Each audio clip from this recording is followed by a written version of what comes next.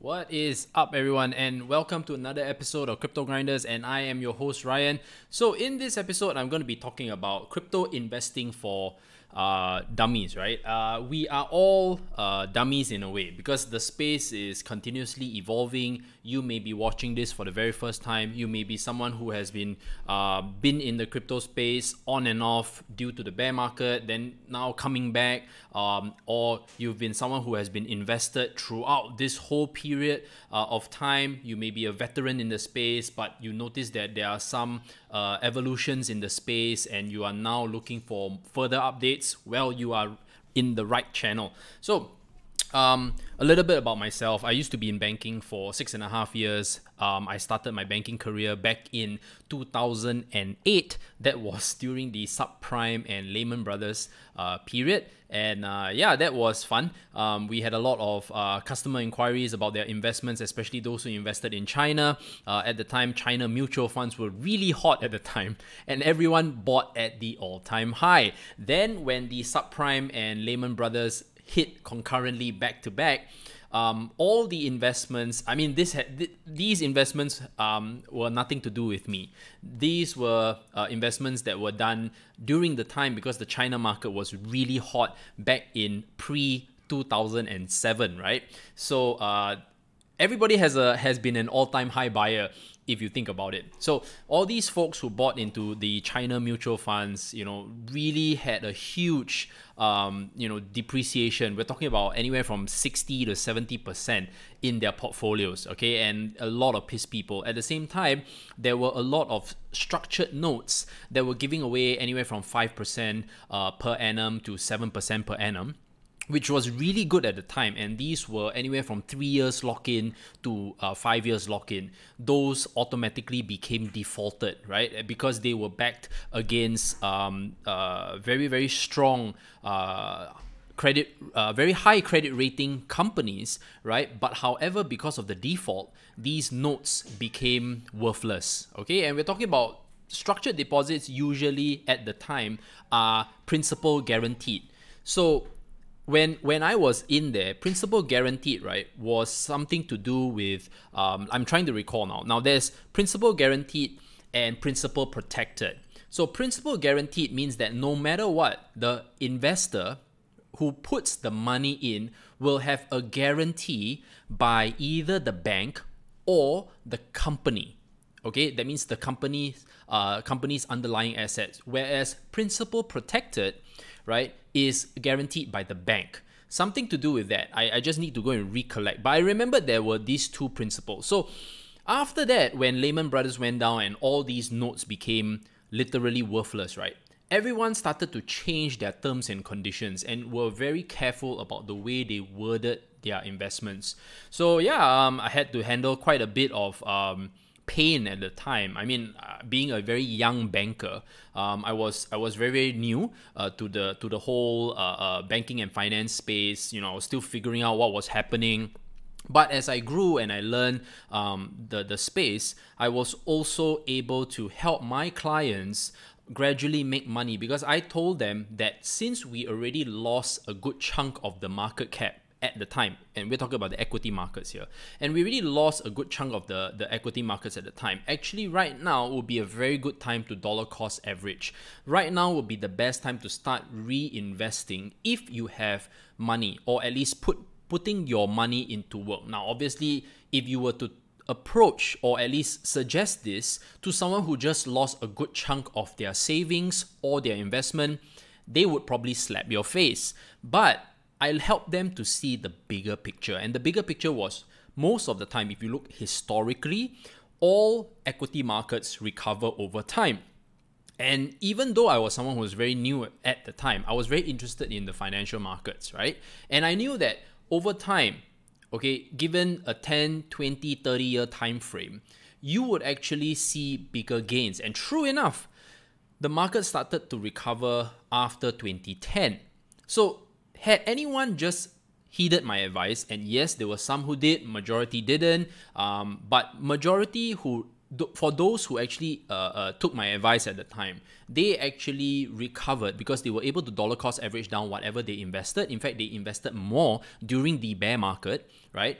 And they were able to flip and turn a very healthy profit once the market started to turn, okay? And yes, it did take a period of 2 to 3 years before they even saw their portfolios come back to a healthy state, right? Yes, it took 2 to 3 years. It's not something that happened over 2 to 3 months. Naturally, if you were a little bit more aggressive on certain stocks, okay, and you were able to pinpoint and go in at, near bottom, and the recovery was relatively quick, especially for the banks that got the saving grace from the central from the governments, right? So all these things were factors that were happening really quickly, and that was a time when I had very, very little experience, right? And as time went by, I realized that no matter what, as long as there is a healthy economy, there's a whole ecosystem being built around the space, and there's still money coming in, and still there are developments, there is always opportunities. So right now, what's that got to do with the crypto market, right? And I came to watch your episode because, I'm interested only in crypto. Why are you talking about stocks? Well, you always need to reference back to a larger, more mature market, right? Had I not had the experience, I wouldn't be able to stay invested and continue the content that I did for my channel. It wouldn't even make sense. A lot of the crypto YouTubers that had put in a good chunk of their money into the markets and couldn't see the long-term value will no longer be around. If they invested in some kind of weird cryptocurrency that they understood very little about, or they didn't understand the macro elements of the space, they are definitely not here anymore, right? Because it was a fad to them. But I clearly understood that this is a industry. It's a new industry, right, that is now developing, and at the same time, there are a lot of factors that are going to play they are going to be coming in, especially when you're talking about institutions, infrastructure, regulations. All these things are already existing in the existing markets that right? Even if you don't think about it, even though you don't really read about it or have any interest at all, it's all there, right? It's just whether or not do you know how to identify, or you have someone who can share that with you. So that's what we do at this channel. So right now, right, we're going to quickly go into the overall market cap, right? And just share with you what's been happening, what's the progress, how's the growth. So for now, Bitcoin looks pretty healthy, above $5,000. We had a little bit of a scare a few days back where it dipped below 5,000. Funnily, I actually did an episode where I talked about capitulation, where potentially further down this year, we might see a correction and a retest back to the we could see a retest back to the all-time low. But I really don't want to see that. I really don't, because it's just going to be very, very painful for a lot of people. Even though in the back of my mind, we are always anticipating the worst, and we should always prep, right? That's why risk management and making sure that you have the right position sizes for your investments, and you are able to stomach the volatility within the space. Okay, so right now, right, if let's say you see Bitcoin above 5,000, I think it is now not going to break cleanly above the 5,500 mark anytime soon, right? And you look at the volume that has been coming in of late, it is kind of, after that big pump from 4,200 to 5,003 on that very same day, you kind of see it now consolidating very nicely. So that's what we want, right?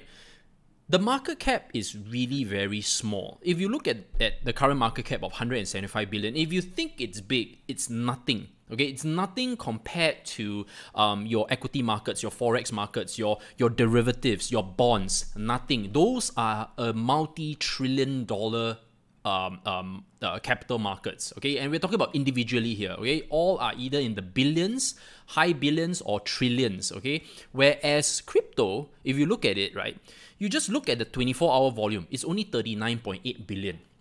Okay, and 38, 39, 40 billion, give it 50 billion in a 24-hour time frame is nothing in comparison to some of the top stocks, right? We're talking about the top stocks. We're talking about Amazon, Google, Microsoft. You know, you talk about all these people. You see all these companies, right?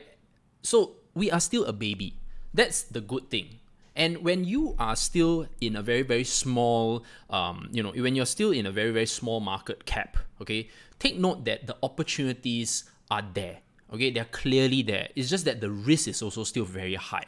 There's still very little transparency. But anyway, let's start going through the overall markets. Okay, so right now Bitcoin is at 5,159. Ethereum just can't break that $200 mark. Okay, it will probably do exactly the same as Bitcoin, where it will just stagnate around anywhere from 140 to 150, and then pump a little bit, maybe close to 200, tease a little bit, move back down. Ripple, doesn't move much.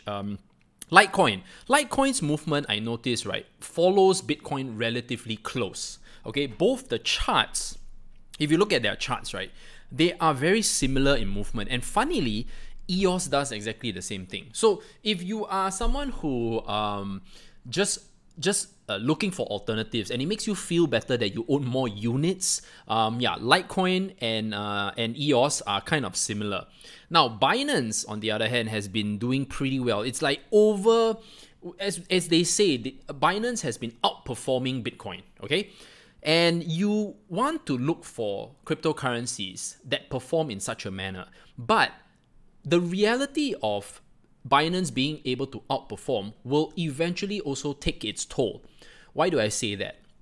Revenue and profits are always in line. They have to be in line with the amount of how much the token price, and at the same time the market cap, right?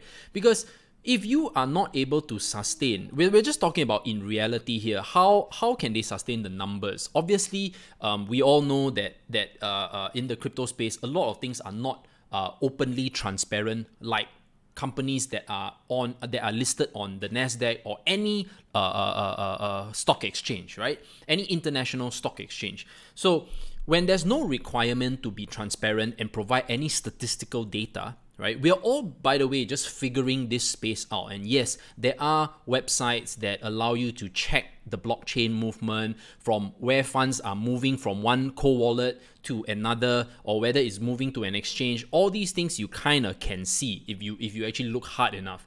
Another thing is, we don't really know, we don't really know whether the data that they provide us is legit or not. Honestly, it's really just based on them telling us, and whether they want to be honest to its users or whoever they are declaring this to. Okay, so right now we cannot even determine that completely, because there's no third party validating and stating, hey, this financial report or income statement is true, and we have looked through the business. Right now, none of that. Okay, there's none of that. So very few, in fact, less than a handful of companies are willing to do that in the space. Why is that so? When this whole space actually erupted during the ICO period, right, a lot of incoming funds were received, but at the same time, because of the bear market, a large part of that were not booked as, it was booked as incoming revenue, but a large part they could not cash out. And based on the fact that if they receive these funds during ICO, let's say you received 100 million, okay, you received 100 million during the ICO period, and you lost 70% or 50%, depending on when you decided to do your ICO and when you closed your ICO. Unfortunately, because of the bear market, you are now having this loss that you have to account for, right? But you received 100 million. You see, you received 100 million, but you didn't cash out 100 million. Right? So let's say you are now left with anywhere from 20 million to 30 million. Okay? But where's the 70 million gone? Right? And that's the unfortunate part. And a lot of companies are not able to deal with that. And a large part of them have obviously not been able to manage. They might need to go for further fundraising rounds, either through privately or maybe recreate another ICO through another company to try to keep their businesses afloat. So there are a lot of things that are playing in this space at the moment that is not entirely fun and easy for a normal newbie investor or newbie trader to come in. Well, traders obviously love the volatility, but let's talk about investors first. So when I have conversations with folks in the space, right, they want to get in, but they are very worried about how to secure their tokens, right? Where to buy, and if I buy it, how do I trade it? So all these things are becoming easier, especially in 2019. So right now, you notice that custodian services are starting to become available. That way, even if you don't purchase a hardware wallet, and at the time back in 2016, 2017, leading up to 2017, hardware wallets were all the hype, were very, very hot, and like as if it was a necessity. And you would see the crypto enthusiasts having 2 to 3 hardware wallets. But these days, I don't really see that. Of course, naturally, the true blue ones will still want to keep their tokens in their hardware wallet, but I see the need becoming less and less, especially when exchanges are stepping up their level of security, and at the same time, they're offering custodial services that is usually provided by a third party, and it's definitely better, right? Because sometimes, as an individual, if you're talking about real mass market adoption, you don't want to rely on yourself all the time. Okay, you want to be able to have a place or a company that okay, they're going to handle everything for us. It's just like Google, right? Google really, although it's very powerful and you can say whatever you want, but a large part of what Google does and what Google handles, right? They handle security better than you or I. Okay, so this is something that we have to realize. And you don't want to be in the situation where, okay, I lost my password phrase, the ink ran out, and now I'm missing a few words on my password recovery phase. I put my recovery phrases on a secondary device, and that device kind of did a factory reset all of a sudden, and now I can't even get my coins.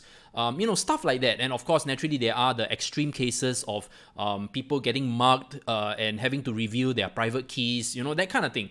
So having someone to rely on is not necessarily a bad idea, right? And if you think about it, the existing financial system is kind of built that way. It is a one-stop shop convenience. The keyword is convenience. And we all know how big convenience is, right? If you think about it, when you see how easy it is to shop online and get what you want online, sure, you may not be able to touch and feel that particular item, but more or less these days, everyone shops online. And even if it's incorrect, say the size is wrong, the color wasn't as fantastic compared to the picture, there's always policies that allow you to return these items, right? It becomes very seamless, and crypto should be like that, or at least investing in cryptocurrency should be like that. And that's what I observe, and I notice that it's getting easier and easier. You look at what Coinbase recently did with their Coinbase custody, and now they are doing full force marketing on the Tezos, staking and whatnot. It's still a little bit too complex, and if you have to explain it in 10 steps, I don't find that it's very friendly. But nonetheless, I think the audience doesn't need to know exactly how it all works. All we need to know is it secure?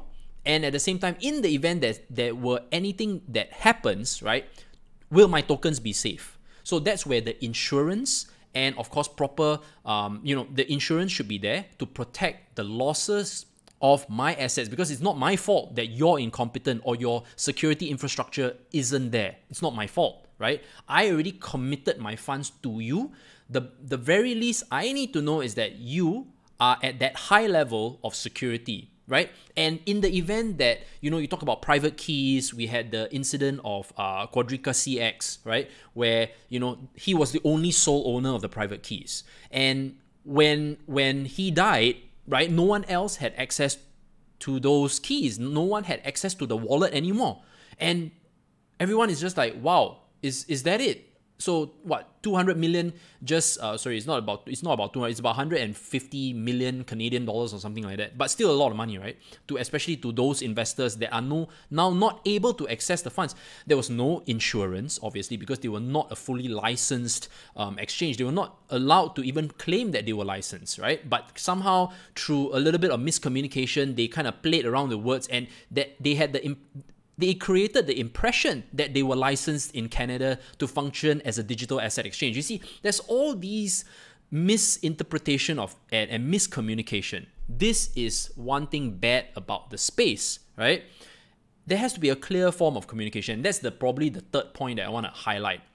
Where are we to get all this communication? It's kind of like all over the place, and obviously as news sites and websites are continuously, or resource sites are continuously putting out information out there. Yes, it becomes a little bit more apparent and more transparent to a certain extent. You get your daily digest of information, which is kind of good, but we need to also validate these sources, right? Because human beings like to get comfortable. So first thing is convenience. The next thing is comfortable. When you get comfortable with that particular site, you will always depend on that site. And when you always depend on that site eventually will take advantage of that, because it knows for the fact that, wow, okay, let's say we look at CoinMarketCap, right? Everybody ever since 2017 uses CoinMarketCap. I think it even dates back even before 2017, where everybody would just go to CoinMarketCap. Everybody, just look at the traffic. If you go to those data analytics sites where you check the traffic of the website, you will see that, CoinMarketCap, if you are the 1%ers, right, who are still in crypto or interested in crypto, you go to CoinMarketCap, and then from then you will see all these ads starting to pop up, and sometimes these ads are okay, and sometimes they are high yield investment programs. There seems to be no proper filter, right? You wouldn't see a high yield investment program in Bloomberg. If Bloomberg ever did ads, or if CNBC ever did ads, it would at least be pretty strategic. Yes, they shield other companies, right? That's just the way of the business. But at least you have the decency to kind of vet through that, hey man, if this is a high yield investment program, you shouldn't be putting it out there as a banner, because there are people who are unsuspecting and they are unaware of the fact that, there are scams out there, right, that were made to deceive the public. Okay, and that is the difficult part. Ryan, I'm new. How do I know and how do I tell the difference between a high yield investment program or a proper staking mechanism, from an existing company?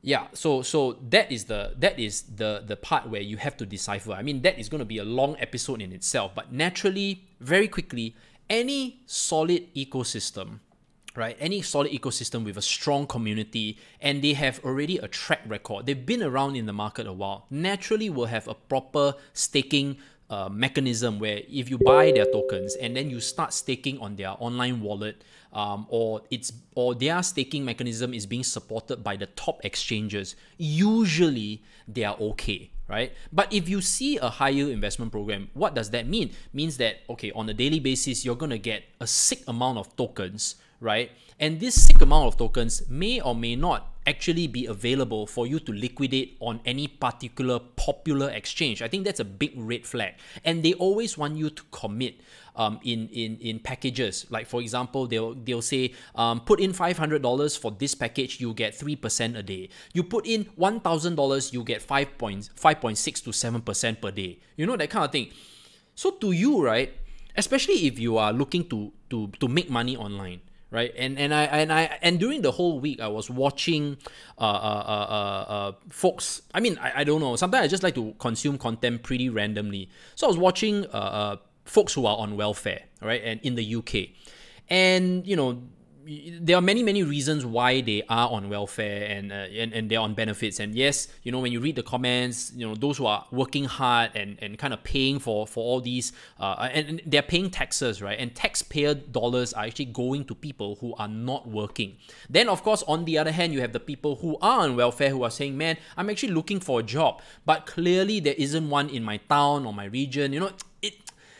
It makes good reality TV. Okay, that's all I can say. I don't want to comment too much because, sometimes there are people who are in a situation and they want to get out. They want to get a job, but, So anyway, so when I was watching that episode, I was thinking, can folks, right, who are truly trying to make a change in their lifestyle financially, a change in their lifestyle, and perhaps potentially they could do it through crypto, right? And if they only knew how, and if they only knew how to start investing in this space, because maybe they don't have access to the existing financial markets due to their current situation. Because if you're on welfare, I don't know whether you'll be able to have access, because I wouldn't know. I really wouldn't know that. Neither do I want to be in that kind of situation, right? And maybe there's a denial of service because you're in that kind of state, okay? But through crypto, it seems very flexible, okay? But then again, these people have bank accounts, okay? Because the welfare goes into their bank account, and what they do is every week or so, they'll call this welfare department asking, hey man, how much am I going to get into my bank this month or this week? And then once it's in, they'll go and draw the money. So I guess they can kind of bypass the financial system. They can always draw it out. And then of course, I'm not saying that they should, because there are a lot of factors, okay? And then they can purchase Bitcoin through an OTC market, you know? That's available, by the way, but can you trust that particular OTC seller? You see, all these things come into play. And Coinbase, right? If let's say you use Coinbase, you need to link your bank account, and then from then you start buying Bitcoin, you know? So all these things are factors, okay? A lot of times we don't think about all this because we are not in that situation. When we want to buy Bitcoin, we just buy Bitcoin. It's not difficult, okay? We want to buy it through OTC, we can do it. We want to buy through an exchange, we can do it. Just link our bank account, transfer money, done deal. But I think there are a lot of people who don't have this very, very simple facility. And that's where crypto offers that kind of bypass of the existing system, okay? The existing financial system. And it gives them a chance. The key word is a chance. Okay, it doesn't mean that they're going to become rich. Okay, I think a lot of people are still very far away from understanding how to become rich in this space. They think that it's that easy because they see the 10, 20, 30% pumps that happen across a few days. They think, oh wow, okay, if I put in $100, it'll become $130. That's even faster than me working at a telco, right, for the day, and I'm earning $40 and $40 per day, right? I don't have to work anymore. I can just put in $100 into this particular crypto and I hope for the best. See, that's the part where a lot of people are going to get owned because the market, right? The market speculation is so high, the uncertainty and the risk is so high that even though you may get it right one or two times, but if you fail to understand the proper way of allocating your investments, you're going to get hit. And that's the part where I know that a lot of people are going to die. I know that a lot of people don't know where to look, and the exchanges were created in such a way that if you look at the current exchanges, they will always show you the top volume, the top gainers for the day, the top losers for the day, and it's very easy to kind of just get into it. You'll see, oh, okay, this fella is doing 30%. Maybe it can go another 20-30%, and then without needing to do much analysis or reading what that particular company does, I'm just gonna go for it. I'm just gonna go into it and hope for the best. So if there's continuity and there's still enough volume to sustain, which obviously we're talking about a newbie here who doesn't even know how to look at the OBV. They don't know how to look at charts. They know nothing, and they just blindly go in. They're just basing it on buying. It's like as if you're buying a lottery and hoping for the best. So either they lose it all, or it gets stuck, or and they won't know whether they should stay invested in it or not. See, there are all these factors that will play into their minds. So that is why I realized, right, that as long as if you have a proper system, okay, in place, and you know what you're doing, right, you can consistently make money in the market. Okay, and that's why when we mature in the space, okay, as we mature as investors or traders, right, we start finding this very valuable pieces of information, and we narrow it down, and we kind of put that in, right? We gradually put that into our filter, our spreadsheet or whatever. Everybody, whether you're an investor or trader, has a certain system. And if you talk to the more senior veteran ones who know what they're doing, right, you will realize that they're here to make money consistently. They don't need to make money fast. They actually make money relatively slow. And when they do make a decent amount of money, it's a bonus to them. But overall, they're always making money consistently. So I think that's another word that you should learn, especially if you're investing in crypto for the very first time. You are looking for consistency. So when we look at this current market cap and we see random pumps happening, right? We want to see for the fact that how long can a particular price last? How long can it stay there for? And at the same time, when it stays there, what happens to the rest of the cryptocurrencies? Are the prices going down? Is it stagnant? Is it actually trending upwards? What's all the reasons? So these things are important factors that doesn't come easily to everyone because no one thinks on that high level. Very few. In fact, very, very few. I can guarantee when you actually start diving deep into this space, right? It's not just about reading a white paper and asking a few questions on the community Telegram and you're going to get the answer and you're going to be a guru, okay? Clearly you're not, okay? It won't happen, okay? And that's the part where a lot of people have to understand. Although you are trying to better yourself, it's a journey. You have to consistently be in the space. You have to consistently practice and start finding information that is useful for yourself. So for me right now, what am I looking for? Okay, I'm looking for the market cap to actually cross 200 billion. Okay, I'm looking for the Bitcoin price to actually sustain over a longer period of time. What's that longer period of time? To me, 3 months. I like to see Bitcoin stay above a certain price point for 3 months. If it cannot even do that, right? To me, all these things are out of place because I cannot clearly say that just because the wallet addresses are becoming more means that there are more people adopting Bitcoin. No such thing. Okay, I don't care about how many wallets are out there, right? Because you can create 100 wallets, but each one only has 0.0001 Satoshi. It means shit to me. But if those 10 wallets, each one has 10,000 Bitcoins. Okay, now we're talking, right? Because there is a vested element in there. Because there are only ever 21 million Bitcoins. That is something that's very, very important. That you realize that there is a level of scarcity. When there's a certain level of scarcity, and you know that you can't produce more, right? You cannot suddenly produce another 21 million, and then after you create this oversupply in the market. Okay, so that's one good thing. Okay, and you need to track, okay, if there's going to be, say, 100,000 new Bitcoins, new Bitcoin wallets, how many of them have a certain ample sum of money? And at the same time, this ample sum, how often are they moving their coins? Are they adding? Are they actually just subtracting? What's happening? You know, what's happening? What's the wallet activity, as they say? And what's the overall transaction volume? Okay. When there are more transactions, obviously something is happening, okay? How consistent are those transactions, okay? And at the same time, when the money is moving around, what are the fees that are being generated from all these transactions? So all these things are factors, and it's very, very complex, my dear friends. It's not something that you can just understand overnight.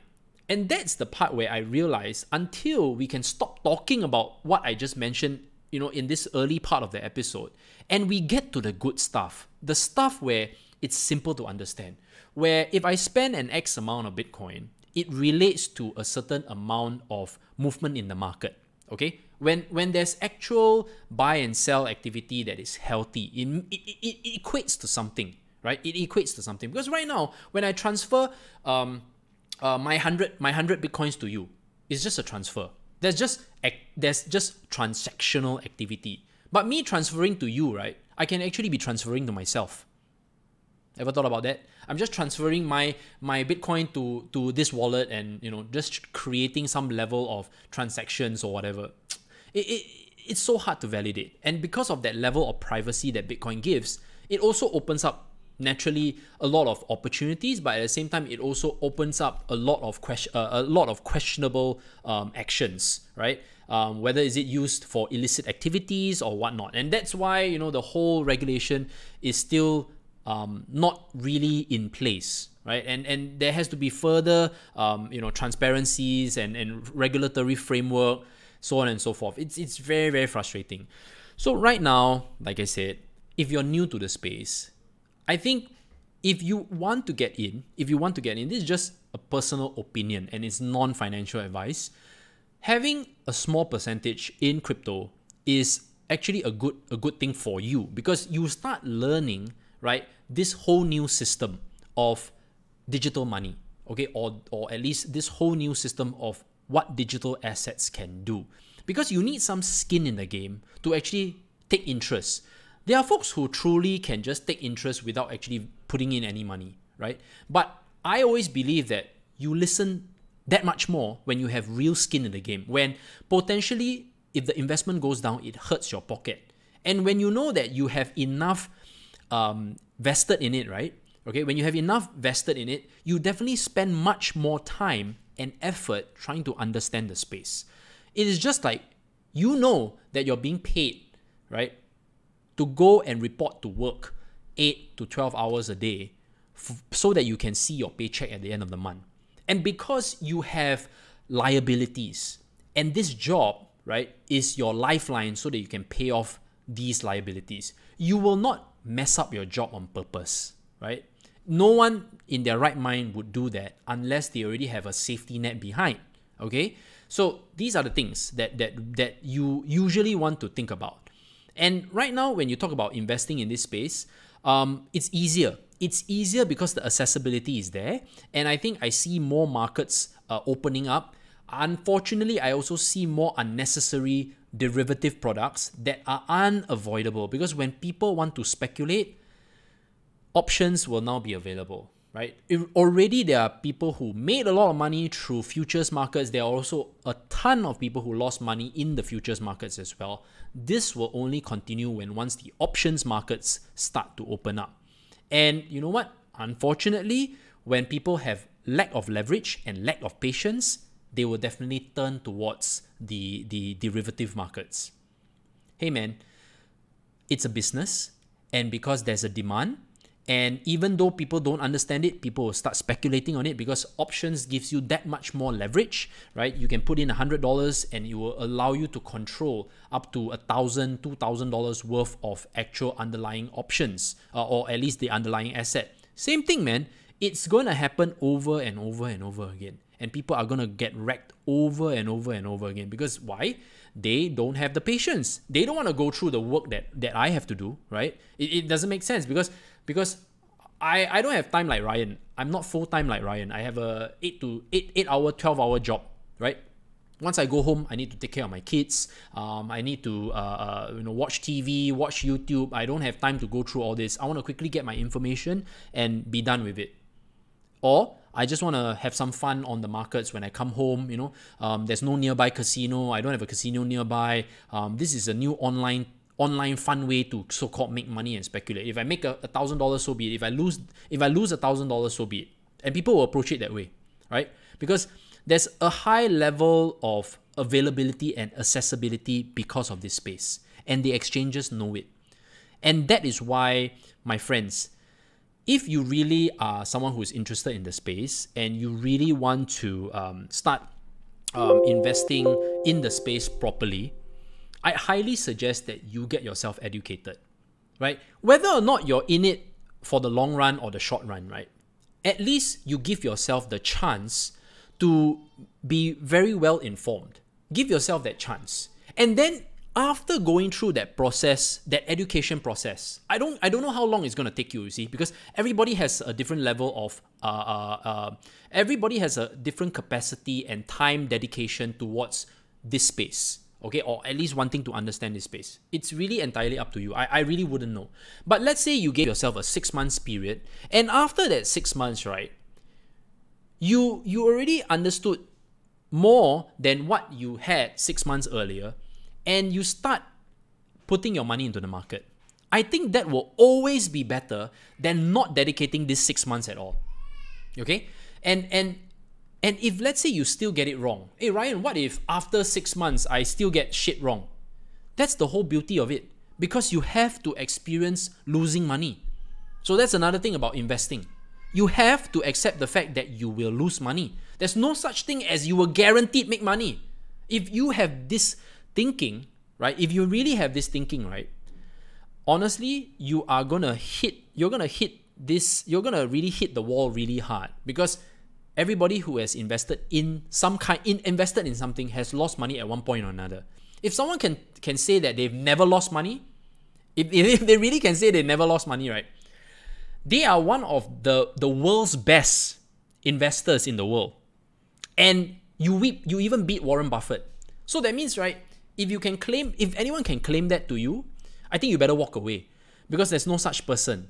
Even Warren Buffett, right, has lost money investing in stuff. And he's the world's best investor in the space. One of the best, okay, in history. And if he loses money, what more the rest of us, okay? So I'm just saying that you have to be very, very careful, because there are going to be a lot of false prophets. There are going to be folks who will tell you things that you want to hear, especially when you are in dire straits financially, right? You're really trying very hard to take a turn in your life financially. And in this space, I see a lot, and it's very, very fast, okay? And it could easily, hit you at one point in your life, but you have to stick the path. Right? That's why a community is very important. Okay, that's one thing. A community is very important. It keeps you kind of protected in that sense, where you can kind of cross-reference, and sometimes, obviously, because it's a free community, there are people who will take advantage of their spot in the community. But that's life, right? It's like you renting out your place to a very nice friend, and in the end, that friend could kind of turn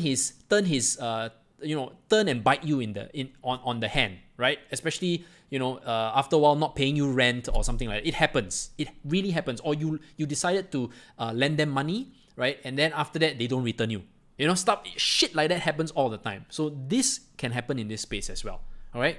So yeah, there's a lot of things that go into this space. Obviously, I cannot cover everything, but I hope that this episode kind of gave you a very, very good brief overview. And I personally feel that right now is the best time to get into the market. I really strongly believe that, because we still have a good amount of time to the next halving. And potentially we could actually see the market actually recover very nicely past 2020. That means I'm not going to make any kind of ridiculous predictions, right, of what Bitcoin will be at the end of the year. I only want to say that I'm going to be invested for this whole year. I think that's a better way, a better strategy. And when I say I stay invested, naturally, I'm going to build my portfolio very slowly, right? I'm not going to rush. I'm only dedicating less than 5% of my overall assets into this space, right? Everything else is still in more mature traditional investments like property, gold, business, family, that kind of stuff. Family is, of course, naturally an investment in itself, by the way, if you have children, right? So anything that is a long-term ROI, I like to build my money slow. All right, the slower the better, because the more mature the industry, naturally you can stay invested longer. And honestly, you shouldn't need to move your money around very quickly. It is ridiculous. The fact that you cannot stay invested in a particular asset class long enough, and you consistently cannot sleep well, that means your strategy is wrong already. Because when I ask you to do this for the next 10 years, can you do it? Some cocky guys will definitely say they can, right? Maybe they love the adrenaline.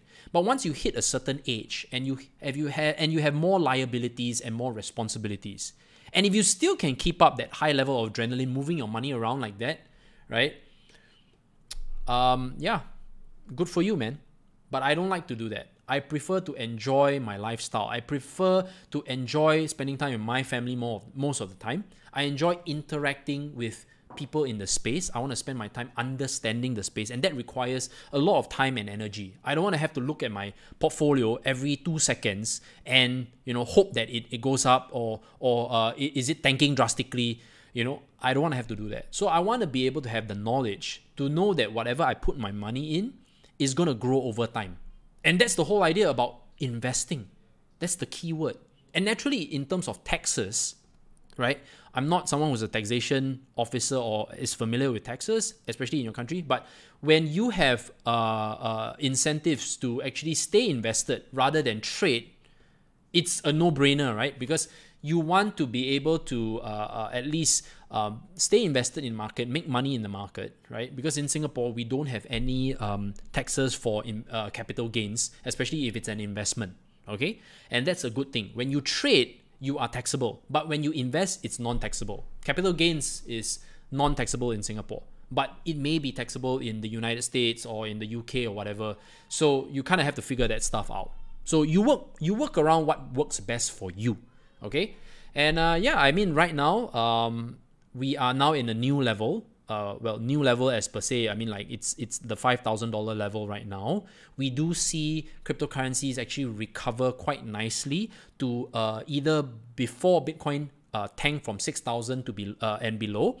But you notice that the fundamentally sound cryptocurrencies are already way past the November 2018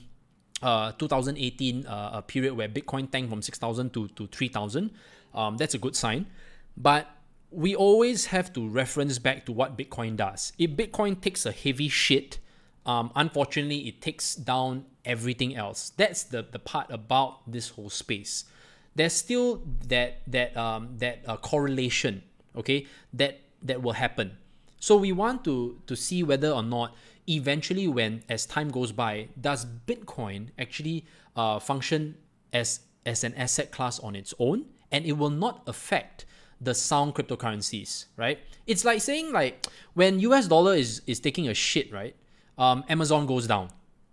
It shouldn't be the case. Amazon should only go down when it fails to meet its quarterly projections, or it fails to meet its sales numbers, or it's failing to hit quarter-on-quarter growth, or year-on-year growth. You notice that it's actually having lesser and lesser market share. Stuff like that, right? Then it's only fair that the company goes down in price because there's lack of investor confidence. But for it to be punished because of the currency that it's being pegged to, that I find it's quite unfair. But this space is very weird, right? This space is weird in that sense where we are pegging we are pegging those cryptocurrencies to Bitcoin.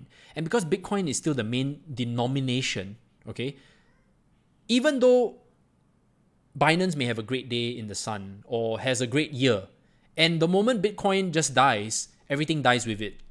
I still feel that's very, very weird. It shouldn't be the case. And eventually I see that the stable coins are coming into play to kind of provide some level of stability and sustainability in those prices.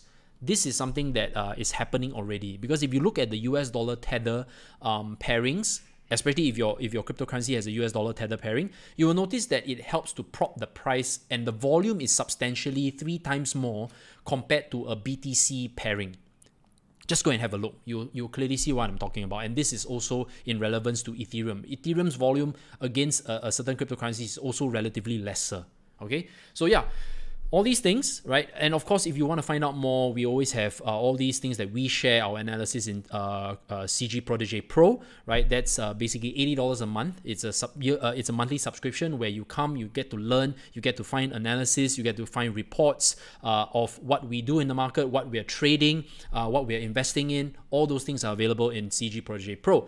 Now, obviously, if you're looking at just information alone, you can join the Protégé community chat. That's absolutely free to join. Links are in the description below. Anyway, that's all I have today.